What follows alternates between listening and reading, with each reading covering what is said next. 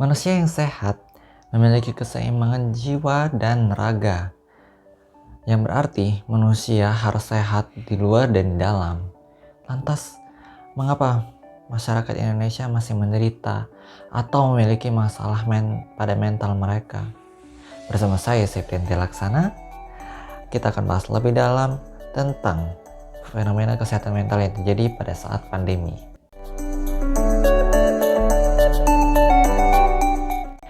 Pada saat pandemi, angka masalah kesehatan mental semakin meningkat dikarenakan salah satunya adalah mereka yang harus berduka atas kehilangan orang terdekatnya, tidak ada hiburan, stres, bahkan terisolasi secara sosial ketika kita mengingat kembali kita harus melakukan lockdown pada masa di awal pandemi itu.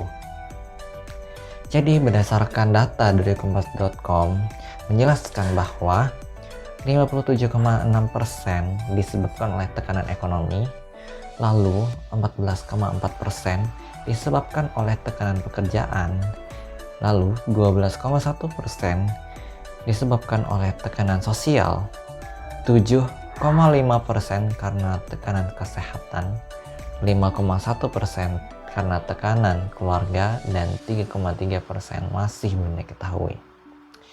Jadi tekanan ekonomi ini itu dikarenakan oleh mereka yang ingin, misal mereka adalah para penjual, para pedagang ingin mencari rezeki agar mereka mempunyai uang untuk bisa mereka membeli barang-barang, mereka membeli bahan pokok agar mereka bisa makan, dan juga untuk kebutuhan mereka masing-masing selama kita masih lockdown. Tapi mereka tertekan karena mereka tidak bisa melakukan perdagangan seperti biasanya yang mereka lakukan, karena mereka tidak diperbolehkan oleh petugas, sehingga mereka frustasi dan juga kebingungan bagaimana mereka cara mencari duit, bagaimana cara mencari uang agar mereka bisa bertahan hidup. Jadi begitu. Lalu oleh tekanan pekerjaan karena mereka yang bekerja di rumah, dan juga mereka merasa stres akibat pekerjaan itu selalu datang kemari juga, sehingga mereka mudah untuk letih dan juga tidak tahu harus bagaimana agar tugas tersebut bisa selesai gitu. Lalu juga masalah PHK waktu itu, karena waktu itu pandemi sangat begitu parah sehingga para karyawan harus di PHK. Lalu tekanan sosial, yaitu mereka yang nggak bisa berlibur, mereka nggak bisa mencari tempat hiburan karena kita masih belum bisa keluar, belum bisa pergi ke tempat yang biasanya kita pergi, misalnya ke karaoke, ke mall, dan lain sebagainya, yang membuat kita susah untuk mencari hiburan. Lalu tekanan kesehatan, jadi mereka yang susah untuk bisa bertahan hidup karena mereka nggak ada uang, dan juga bahkan mereka berpikir dua kali harus lebih keras untuk bisa bertahan hidup dan juga bisa memiliki badan yang sehat dan juga imun tubuh yang kuat gitu.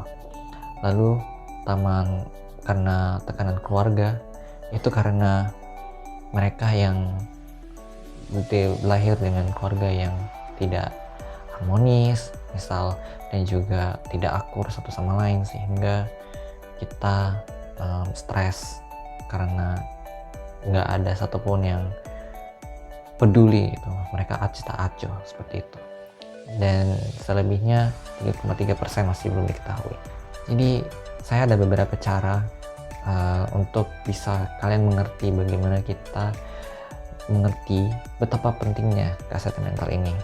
Jadi yang pertama adalah bagi para orang tua di luar sana, kita harus mengerti cara berkomunikasi dengan anak kita yang merasa sedih, merasa kecewa, merasa frustasi dan lain sebagainya. Setelah habis mereka sekolah, komunikasilah dengan mereka secara baik, dan dukunglah mereka sebisa kita, dan juga dukung mereka dan juga tidak perlu adanya seperti kita harus memaksakan kehendak kita, apapun yang kita mau demi anak kita. Mereka pasti tahu apa yang mereka mau karena mereka juga mempunyai mimpinya masing-masing. Jadi menurut saya, dukunglah apa yang mereka mau dan juga dengarkanlah isi hati mereka agar mereka bisa lega dan juga tidak akan terlalu mengambil pusing oleh kejadian yang mereka waktu di sekolah. Jadi begitu. Beberapa hari yang lalu dunia sudah merayakan Hari Kesehatan Mental Sedunia pada tanggal 10 Oktober. Dan bagi saya ini sangat penting sekali untuk kita bisa menjaga kesehatan mental kita, karena menjaga kesehatan mental fisik itu tidak kurang sekali ketika kita tidak merawat kesehatan mental kita, karena diri inilah yang bisa membawa kita agar bisa menjadi pribadi yang positif. Tiba akhirnya kita menjelaskan fenomena kesehatan mental pada yang terjadi saat ini. Semoga bermanfaat dan terima kasih bagi kalian untuk menonton video ini, dan semoga kita bisa bertemu di pertemuan berikutnya. Oke, saya Septian Dilaksana, pamit undur diri. Sampai jumpa.